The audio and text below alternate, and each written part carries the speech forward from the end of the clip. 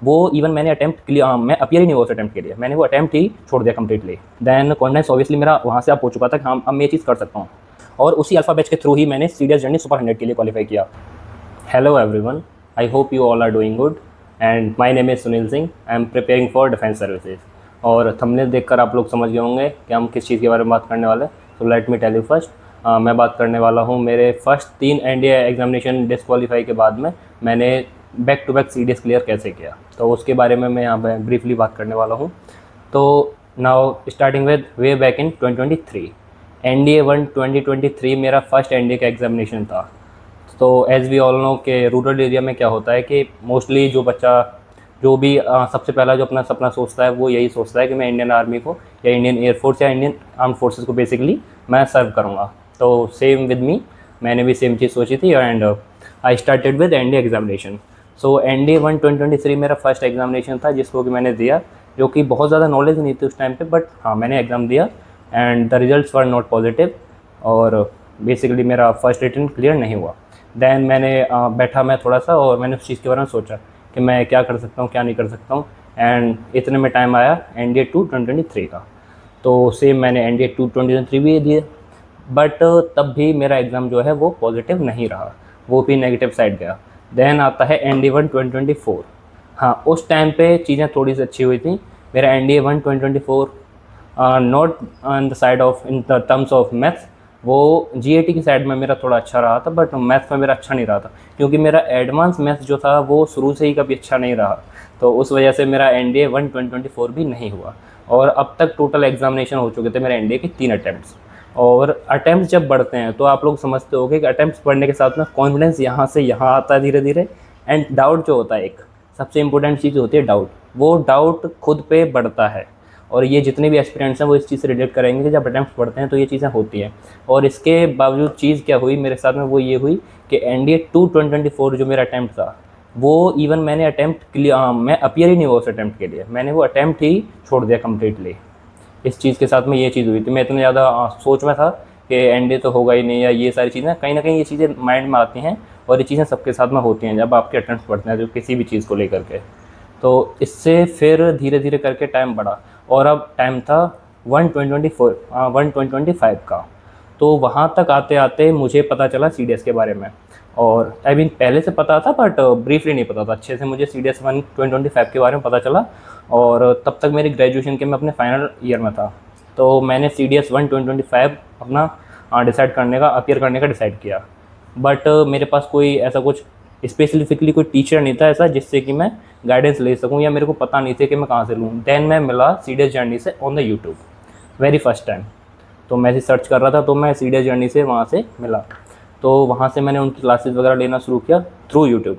वहीं से मैंने अपना सीडीएस 1 2025 अपियर किया, और जब मैंने सीडीएस 1 2025 अपियर किया तो उसमें आई थिंक जो मेरा स्कोर था, अभी मुझे याद है, क्लियर नहीं हुआ था वो एग्ज़ाम मेरा, बट मुझे मेरा जो स्कोर था वो आई थिंक 70 प्लस था, और जो कट ऑफ गई थी उस टाइम वो मुझे अच्छे से याद है 81 थी। तो मुझे ये चीज़ समझ में आ चुकी थी कि हाँ ये जो एग्ज़ाम है मैं क्लियर कर सकता हूँ। वो इसलिए क्योंकि एक तो उसका जो मेजर पार्ट रहता है सीडीएस का, वो था इंग्लिश का पार्ट, जो कि मेरा शुरू से स्ट्रॉन्ग रहा है। मुझे पता है कि हाँ ये चीज़ मैं अच्छे से कर सकता हूँ, क्योंकि वहाँ एडवांस मैथ्स का इतना रोल रहता नहीं है। ओटीए की अगर मैं बात करूँ तो English plus GS 100 questions, 120 questions of English and 120 questions of GS, ये वहाँ का सिलेबस रहता है। If you are going for IMA तो 100 क्वेश्चंस ऑफ मैथ्स ये भी वहाँ पे इंक्लूड हो जाते हैं। तो मैंने वो चीज़ मेरे समझ में आ चुकी थी तब तक कि हाँ मुझे ये चीज़ करनी है। देन कॉन्फिडेंस ऑब्वियसली मेरा वहाँ से अब हो चुका था कि हाँ अब मैं ये चीज़ कर सकता हूँ। देन आता है सीडीएस 2 2025। वहाँ के लिए मैं कम्प्लीटली प्रिपेयर था कि हाँ मुझे ये चीज़ करनी है एट एनी कॉस्ट। तब मैंने कम्प्लीटली, हाँ स्टिल मैंने अभी बैच नहीं लिया था, ये सारी जो प्रिपरेशन कर रहा था मैं यूट्यूब से ही कर रहा था सीडीएस जर्नी के। अब आता है सीडीएस 2 2025। तो जैसे कि मैंने पहले बताया कि हाँ मेरी प्रेप पहले हो चुकी थी, और मुझे एक बेसिक आइडिया हो चुका था कि हाँ इस एग्ज़ाम के लिए मुझे और क्या करने की नीड है एक्स्ट्रा, क्योंकि मैं उस जगह तक पहुँच चुका था जहाँ तक कि मुझे पता था कि हाँ ये चीज़ क्लियर हो सकती है। तो सीडीएस 2 2025 मैंने कम्प्लीटली यूट्यूब से ही किया। मैंने कोई अदर ना ही किसी का बैच लिया था ना ही कुछ, तो मैंने यूट्यूब से किया। और जब सीडीएस 2 2025 का एग्ज़ाम था जो कि था 14 सितंबर को, आई स्टिल रिमेंबर, तो मैं उस नाइट को यानी कि 13 सितंबर की जो नाइट थी, मैं उस नाइट को रात के आई थिंक टाइम हो रहा था 2 AM, हाँ 2 AM तक मैं लगा हुआ था, अपना पढ़ रहा था, रिवाइज़ कर रहा था जो भी मेरे नोट्स थे। तो सुबह उस वजह से क्या हुआ कि मैं काफ़ी लेट उठा और द टाइम वाज ऑलमोस्ट 7:30 और एंट्री थी 8:30 की और सेंटर था मेरे पास से आई थिंक 5 से 6 किलोमीटर सेंटर था मेरा एग्जामिनेशन सेंटर जो था। तो मैं फटाफट अपना रेडी हुआ, सारी चीज़ें मैं लेके निकला। वो एग्ज़ाम ऑलमोस्ट मेरा छूटने ही वाला था। इवन मैं पहुंचा भी अपने एग्जामिनेशन सेंटर में 8:42 AM पर था, जबकि एंट्री थी 8:30 AM। Thanks to the security guard of the centre, उन्होंने मुझे एंट्री दे दी वरना वो एग्ज़ाम मेरा छूट ही गया होता। मैं क्या ही बताऊँ, मैं कितना डिप्रेस था उस चीज़ को लेकर, कितना सोच में पड़ गया था कि क्या होगा जब मैं जा रहा था रास्ते में था बाइक पे। तो फाइनली वो एग्ज़ाम मैंने दिया और जब मैं एग्ज़ाम हॉल में बैठा हुआ था, मुझे आइडिया हो चुका था कि हाँ, ये एग्ज़ाम मैं क्लियर कर रहा हूँ।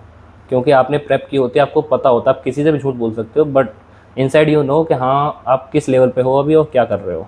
तो तब मैं वहाँ पे था, तो मुझे पता चल गया था कि हाँ, ये एग्ज़ाम मैं करने वाला हूँ।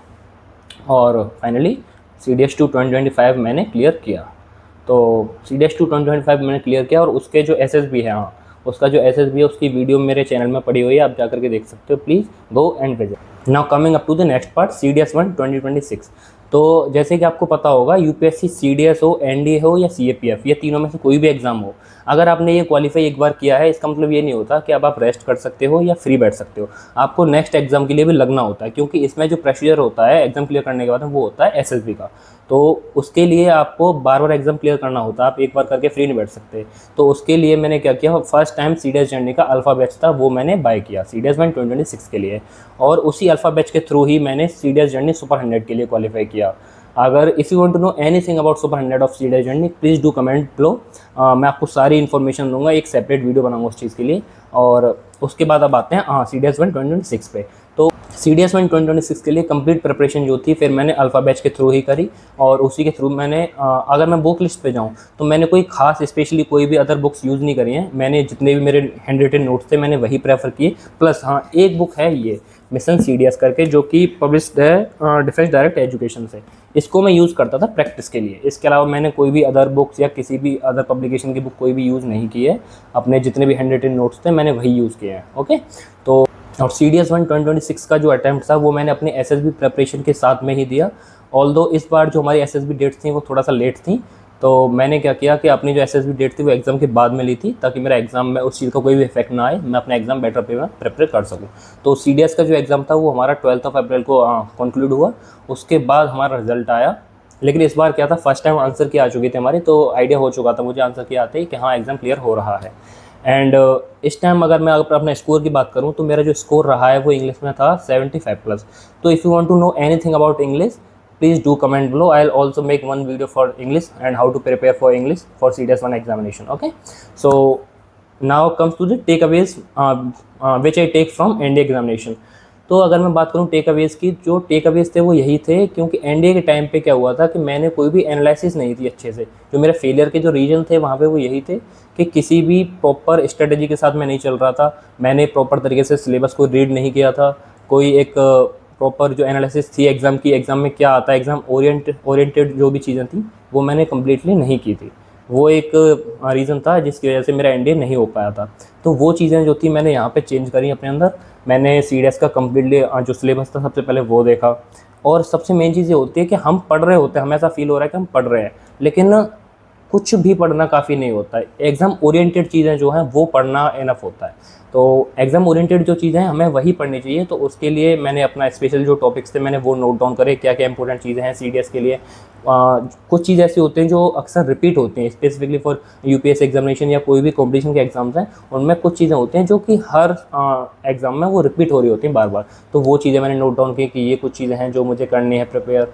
और एक इम्पोर्टेंट चीज़ कि अक्सर क्या होता है कि हम प्लेटफॉर्म को चेंज करते रहते हैं। हमें ऐसा फील होता है कि अच्छा, यहाँ भी ये मिल रहा है, यहाँ भी ये मिल रहा है, तो मैं यहाँ से ये ले लेता हूँ, यहाँ से ये ले लेता हूँ। कुछ के लिए हो सकता है वो चीज़ें काम कर जाती हों, but most of the time वो चीज़ें जो होती है वो काम नहीं करती हैं। ये मेरा इंडिविजुअल मानना है कि स्टिक टू द प्रोसेस। अगर आप किसी भी एक सिंगल प्लेटफॉर्म के पास में हो तो उसके साथ स्टिक करो आप। डजेंट मैटर कोई फेमस प्लेटफॉर्म है, कोई कम फेमस है, वो मैटर नहीं करता है। कंटेंट प्रोवाइड कौन क्या कर रहा है, कैसे कर रहा है, वो इंपॉर्टेंट है। और सबसे मेन चीज़ होती है रिवीजन। आप एक ही चीज़ को 10 बार पढ़ोगे, वो एक चीज़ आपको मास्टर करनी है, ठीक है ना। आपको ये नहीं है कि 10 अलग अलग जगह से आप लगे हुए हो, 10 नई चीज़ें आपने देख ली, लेकिन वो 10 नई चीज़ें जो हैं वो आपको उनमें से कुछ एक भी चीज़ नहीं आ रही है, तो उस चीज़ का कोई मतलब नहीं बनता है। तो stick to the process, stick to the basics. और आपके जो खुद के हैंड रिटन नोट्स आपके ज़रूर होने चाहिए, मेरा मानना है। क्योंकि हैंड रिटन नोट्स जो होते हैं जब हम प्रिपेयर कर रहे होते हैं, तो उसके साथ में ही चीज़ें जो होती हैं वो हमारे मसल माइंड में ऑलरेडी मसल मेमोरी बन जाती है उस चीज़ की, तो वो हमें काफ़ी हेल्प करती है एग्ज़ाम के टाइम में। तो हमारा जो हैंड रिटन नोट्स हैं वो ज़रूर होने चाहिए, वो आपको काफ़ी हेल्प देंगे उस चीज़ में एग्ज़ाम के टाइम में। क्योंकि लास्ट टाइम में आप इधर उधर से कहीं से भी नहीं देख सकते हो कि मैं तेरे नोट से पढ़ लेता हूँ, मैं उसके नोट से पढ़ लेता हूँ। अपनी खुद की चीज़ से आप प्रिपेयर करिए प्लीज़। तो वो कहीं ना कहीं एक काफ़ी हेल्पफुल चीज़ होती है। हैं तो ये कुछ चीज़ें थी जो मेरे लिए हेल्पफुल रहीं, जो मेरे लिए काम करी। एंड नाउ अभी मेरा CDS 126 का SSB लाइनअप है, जो कि अभी डेट्स आई नहीं होती है, कि जैसे ही ये चीज़ें आएंगी I definitely update you. And अगर आपकी किसी भी तरीके से इस वीडियो ने हेल्प की हो, please do comment and comment a heart, जो कि मुझे मोटिवेट करेगा आपके लिए बेटर कंटेंट प्रिपेयर करने में, बेटर अपडेट्स या जो भी चीज़ होंगी, अपना एक्सपीरियंस मैं सारी चीज़ें आपको बताऊँगा। तो उसके लिए please like and subscribe and stick to the process, okay, and all the best for your exams. Thank you.